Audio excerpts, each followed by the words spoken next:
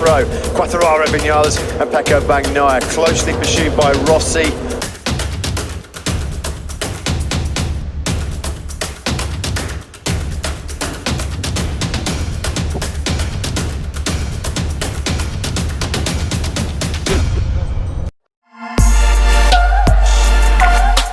Assalamualaikum warahmatullahi wabarakatuh. Jumpa lagi bersama saya Dude Lalu dalam rangkuman berita seputar MotoGP. Kabarnya datang dari Dorna Sport. Dorna Sport selaku promotor MotoGP sudah mempersiapkan kalender balapan untuk tahun depan. Balapan akan dimulai dari Qatar Sirkuit Losail pada Maret 2021 dan akan berakhir di Spanyol Sirkuit Valencia pada November 2021 sebut Carmelo Ezpeleta. Rencananya balapan untuk musim 2021 ini akan berlangsung selama 8 bulan. CEO Dorna Sport ini juga menambahkan untuk dua seri awal MotoGP 2021 rencananya digelar secara berturut-turut di Sirkuit Losail Qatar. Setelah itu seri berikutnya di sirkuit Portimao Jerez lokasinya di benua Eropa dan barulah pada September 2021 ajang MotoGP digelar di negara lain seperti Malaysia, Thailand, Indonesia dan seterusnya. Wow, Indonesia sudah masuk ya guys. Oke, berita kedua datangnya dari sirkuit Mandalika. Kawasan ekonomi khusus KIK Mandalika rawan bencana gempa bumi dan tsunami. Oleh karena itu, destinasi wisata super prioritas itu dipasangi alat deteksi dini bencana tsunami. Direktur BNPB atau Badan Nasional Penanggulangan Bencana, Aprial Rocha, mengatakan dalam kegiatan pemasangan instrumentasi peringatan dini bencana tsunami wilayah 2 di KIK Mandalika. Di sini juga dijelaskan pemasangan alat deteksi dini tsunami setinggi 12 meter itu sudah mulai dilakukan atas kerjasama BNPB dan Universitas Mataram. Sementara lokasi pemasangan di dekat Masjid Nurul Bilad dan ditargetkan tuntas pada bulan Desember ini. Alat tersebut mampu mendeteksi dengan cepat bencana tsunami yang akan terjadi, sehingga pemerintah bersama stakeholder terkait bisa melakukan mitigasi bencana dan mengurangi kerusakan serta korban jiwa. Ini adalah program nasional penguatan di 5 daerah super prioritas, salah satunya di KIK Mandalika. Alat deteksi dini bencana tsunami ini akan terhubung dengan kantor gubernur NTB dan kantor bupati Lombok Tengah, karena mereka yang nantinya akan membunyikan sirine ketika ada deteksi dini tsunami. Sementara itu, sosialisasi kepada masyarakat terkait dengan alat deteksi dini ini juga harus ditingkatkan sehingga desa-desa tangguh bencana dibentuk sebagai upaya mitigasi bencana.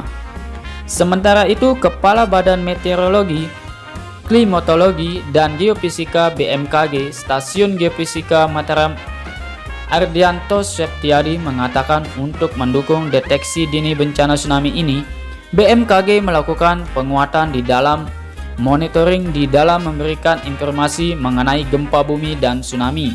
Oleh karena itu akan dibangun 14 shelter dengan kita semakin merapatkan jaringan pemantau gempa bumi NTB.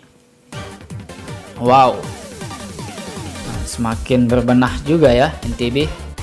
Lanjut ke berita ketiga. Ini tentang Mandalika Racing Team, di mana tentunya kita juga tahu di mana Raffi Ahmad resmi ditunjuk sebagai duta Mandalika Racing Team. Dengan sosok Raffi yang merupakan public figure dan pecinta motor gede, Mandalika Racing Team berharap Raffi bisa memperkenalkan dan mempromosikan tim nasional yang akan berkompetisi di Moto2 dan Moto3. Mandalika Racing Team ini sudah resmi, pembinaannya langsung di bawah IMI sebagai federasi. Kami tentunya sangat mengapresiasi dan sangat bangga pemerintah bisa membangun sirkuit MotoGP. Keberadaan sirkuit MotoGP 2021 adalah suatu industri olahraga, industri hiburan, dan industri pengembangan teknologi otomotif. Dimas Eki akan tampil mewakili Indonesia bersama Mandalika Racing Team di kelas Moto2 pada MotoGP Indonesia 2021. Rapsel Ali mengatakan sejauh ini Dimas Eki masih menjadi pembalap terbaik yang dimiliki Indonesia. Rapsel Ali memastikan Mandalika Racing Team sebagai pembinaan pembalap berada penuh di bawah payung IMI sebagai federasi dan Kemenpora sebagai orang tua dari seluruh induk cabang olahraga di Indonesia. Mandalika Racing Team juga memiliki tujuan untuk mencari bibit-bibit pembalap mulai dari usia dini sampai 12 tahun. Mereka nanti akan dibimbing untuk dilatih skill dan nyali dengan melakukan latihan yang intensif dan tersistem. Lanjut, berita keempat masih tentang sirkuit Mandalika. Masalah pembebasan lahan yang berada di sirkuit Mandalika, di mana sudah 1 bulan uang ganti rugi lahan enclave di lokasi pembangunan sirkuit MotoGP dititip oleh PT ITJT di Pengadilan Negeri PN Praya. Namun masih belum ada warga pemilik lahan yang mau mengambil uang ganti rugi itu. Alasannya kemarin karena mereka masih berpikir tentang perbedaan besaran ganti rugi, kata Ketua PN Praya Putu Agus Wiranata. Diterangkan pembayaran uang ganti rugi lahan sirkuit MotoGP itu dianggap masih lebih rendah dari pembebasan lahan untuk pembangunan jalan bypass Bil Mandalika.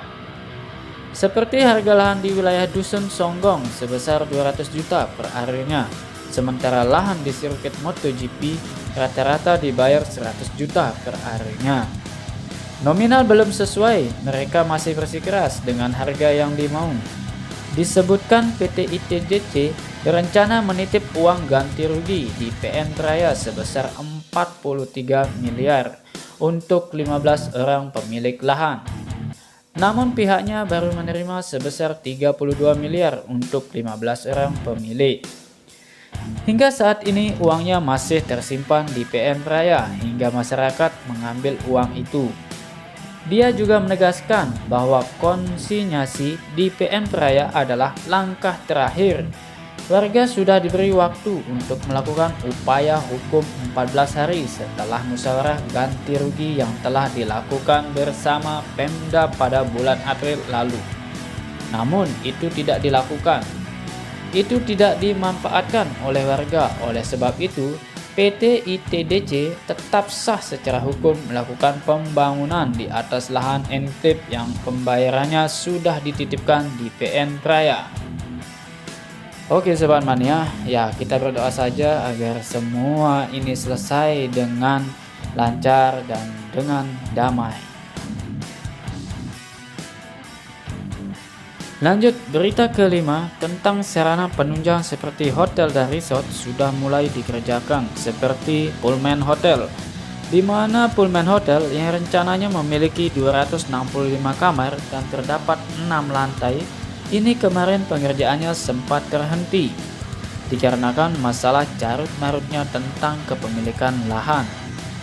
Dan akhirnya di sini saya dapat lihat dan kita dapat lihat kembali pengerjaan Pullman Hotel sudah mulai dikerjakan lagi dan akan disusul dengan sarana penunjang lainnya untuk mendukung perhelatan MotoGP di Indonesia.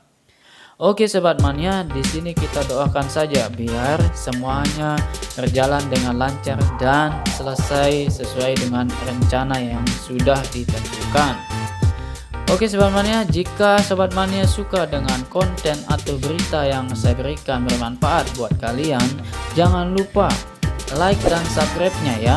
Atau Sobat Mania jika mau berteman dengan saya bisa follow IG saya Dedi Simarga 16. Lihat cek di deskripsi. Oke Sobat Mania, sampai jumpa.